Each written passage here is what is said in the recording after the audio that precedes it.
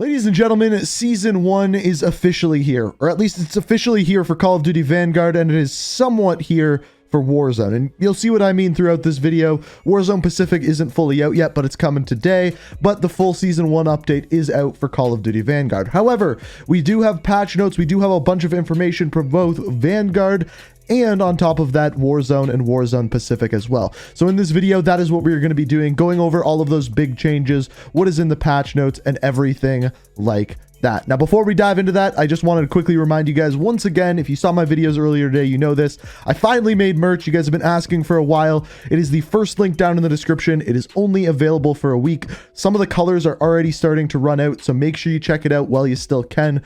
First link down below. But anyway, let's dive in to all of the big changes in Call of Duty Vanguard and Warzone and kind of Warzone Pacific.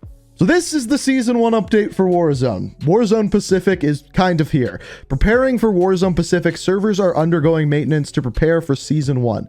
To my knowledge, at least that I remember, this has never happened before, so that is pretty crazy. Are they going to do this every season? No, I doubt it, but with the whole new map coming out, they're doing it. It will be live at 12 p.m. noon Eastern Standard Time tomorrow. Convert that to your own time zone. That is when it is going live. Now, we're not done talking about Warzone because I put out a whole whack of patch notes that we're going to go over right now. Now, if you followed the channel for a while, you'll know that I almost never do this, where we actually read through and look at all of the patch notes. Normally, I show you some gameplay, talk about what has changed, show you what has changed, but the game isn't currently live, so I can't really do that. So today, we are just going to dive through these patch notes. There is a lot of things that we have to go over. So starting out with the Ricochet anti-cheat, it is live, but it's not live. It's only in some areas of the world. You've probably heard about this already. Most of North America is not involved in this as of yet, which is crazy to me, but as of right now, it's not added in there. We'll see when it is. As of right now, we don't know.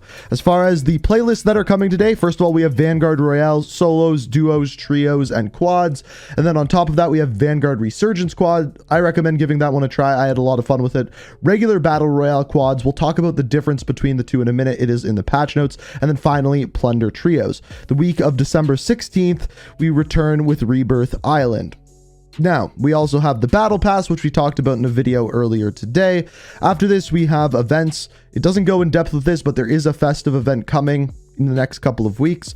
This goes into further depth with Vanguard Royale explaining what it was. I made a video earlier today talking a little bit about this. There's a couple things in here that I didn't cover, and it's specifically what happens at each circle. So at Circle 1, when you first drop in, you either get a weapon crate or a cash drop. Every single time at the beginning of the game, they will drop in on the map. Circle 2, you get your loadouts. Circle 3, you get a fire sale. Circle 4, more weapon crates and cast drops with a high probability, and then a low probability of resurgence, jailbreaks, or loadout drops. Not always will you get a loadout drop at that point. Circle 5, you get a restock. Circle 6, you get loadout drops. And then Circle 7 and 8, public events conclude. You're on your own, fight to the death, that kind of thing.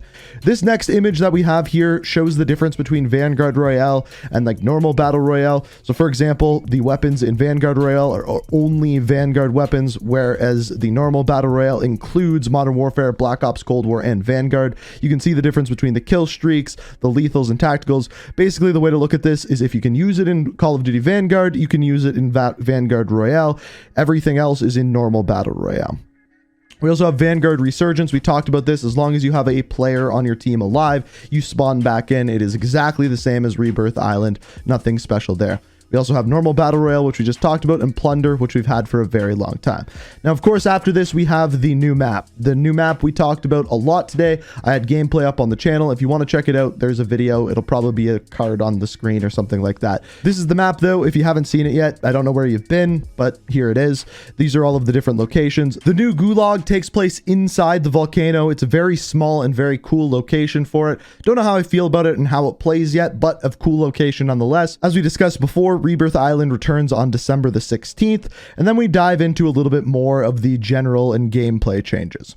So first of all, as far as gameplay goes, we talked about this earlier today. 3 new vehicles. The fighter plane, it's an airplane, you can fly it around. We have the utility truck, which is essentially the cargo truck, and then we have the squad transport, which is essentially a Jeep. Now, there's also 3 new contracts. We also talked about this. The top secret just gives you a completely random contract. The big game bounty, it's time to hunt down an operator with an impressive elimination count. So it might not be the exact top person in the lobby, but it's going to be someone who's doing very well, and they're going to be a challenge to take down. But because of that, you're given better rewards than your normal bounties. And then we have supply drop. It's just basically drops a valuable supply drop from the air. Pretty straightforward. There's also public events, new public events. So restock, we saw that one in Verdansk. All the supply boxes just go back live. You can pick them all up once again. You can get more money. Resurgence is essentially a jailbreak, but as long as you have 1 team member alive, your team can then come back. We also have cash drop. This is just from plunder. Cash falls from the sky. You can pick it up. And then the heavy weapons crate. This is a highly desirable weapon that you can pick up in these crates. We don't know if there's anything special in there yet, like the Killstreak weapons, things along those lines, but that is what they are. This is the tactical map, so this is what you actually see in game with all the different locations and all of the different buildings. As far as new mechanics go, we've already talked about flying. The anti-aircraft guns, it's the best way of taking out airplanes. Gasoline canisters, basically you can pick up a gasoline tank, throw it on the ground, shoot it, throw it at people, things along those lines. I don't know how useful they're going to be, but they're in there now. And then shallow waters, we've talked about this in the past. Basically, you can go through shallow waters, any deep water, any water you'd sink in. If you fall in it, you die. Most of those are out of bounds, but some of them, like in the subpens, for example, if you jump over a wall or the wrong wall and fall into that water, you are still dead. Only shallow water, think ankle deep, you can go in. After this, we have some gameplay adjustments. So stopping power, the field upgrade is just simply removed. It is gone from the game, which is awesome. The gulag, if you win in the gulag, you get to keep whatever you had in the gulag. So if you had tactical or lethal grenades, you can keep those. If you had a weapon, you can keep that, and you come back with that when you drop in from the sky. Buy stations, UAVs now cost $6,000 instead of $4,000. This will cause less UAV spam. I don't know how I feel about this. I feel like that's kind of deterring good players, because if you have the, I don't know how I feel about that one yet. Loadout drop markers, you can't buy them until one's actually dropped in on the map. Dead silence. Let's read through this one. This field upgrade will now refresh on the first kill only, with reduced drop rates found in loot. So you find it less and it refreshes less. So if you get 4 kills, you can't just keep refreshing dead silence like you can in Modern Warfare. Melee damage. Melee and non-melee weapons will now require at least 3 hits to achieve a finishing damage. So 1 extra hit to kill someone with a melee weapon or melee with a gun. So going on to equipment, the damage increased from 150 to 200, so claymores do more damage. Frag grenade increased to 112 to 225, depending where you are in the splash radius. That is a big increase.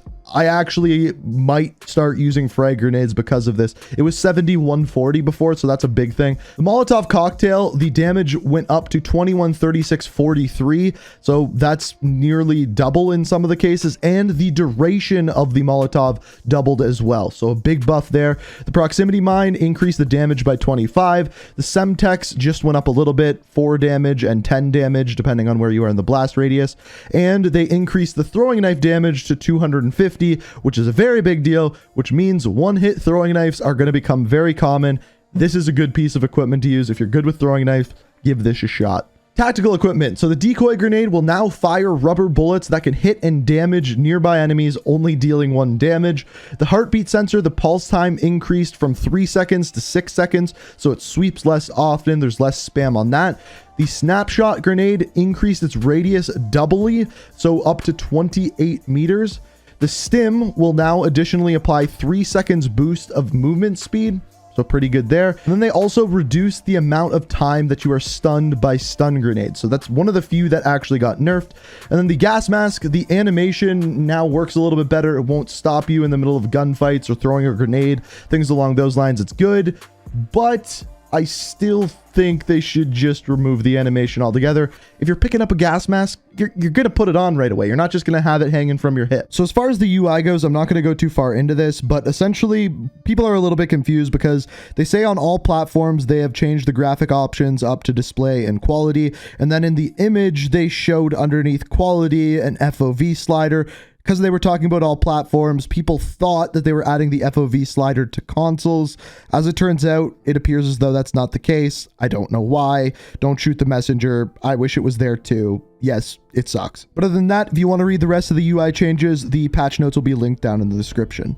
Then it goes into weapons. Now, essentially what this is doing is listing all of the Call of Duty Vanguard weapons. We're not going to read through what the different weapons are. You've probably played Vanguard already, so no point diving into that. However, there were some weapon adjustments. So the ballistic knife, the melee damage is now decreased from 135 to 90. The battle axe is decreased to 135. Similarly with the cane, the Kali sticks went from 90 damage to 65. The lunge distance was decreased by 7.7%.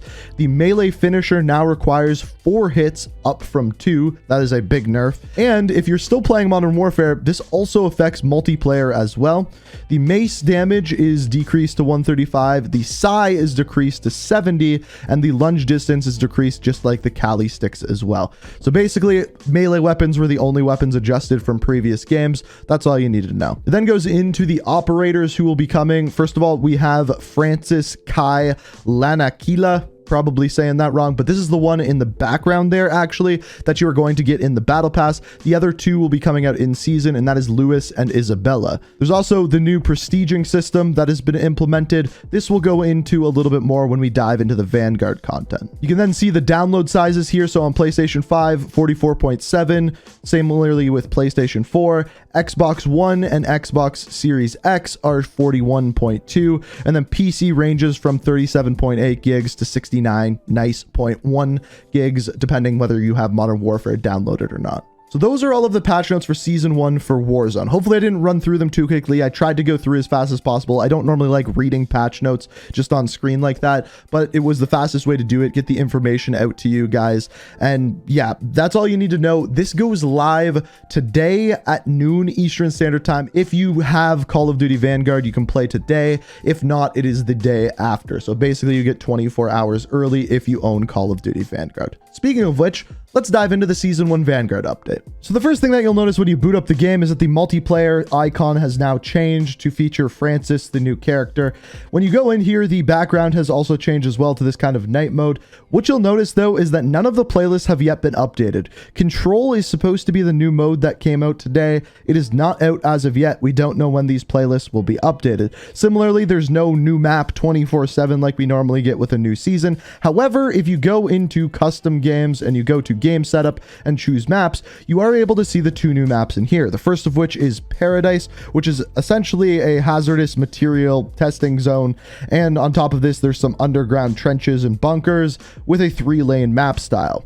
After this, we also have the other new map, which is called Radar. This is a remake of Dome from Modern Warfare 3. As you can tell, it looks very, very different, and I'm very curious to see what they have changed about Dome. The other new things that are in the game are essentially from the Battle Pass, and the Battle Pass is not live until Warzone Pacific comes out tomorrow. Same with the progression, which we'll dive into in a minute. However, the new things that we have here are, first of all, the new assault rifle called the Cooper Carbine, and the new sniper rifle called the Grenko Anti-Tank Rifle, aka the PTRS. However, there's some other things in here as well. The first of which is the new perk called Serpentine, which is also unlocked through the Battle Pass, which sprinting reduces incoming damage by a quarter, which is a really big deal. The other one is Intuition. Your vision pulses when enemies are nearby, and even when they are through walls. So it's kind of like wall hack light. I don't know how balanced that's going to be. It's interesting nonetheless. We'll see how it works. The final thing you get through the Battle Pass is the Incendiary Grenade. Basically, this is white phosphorus. You see a white fog, and if you go into the white fog,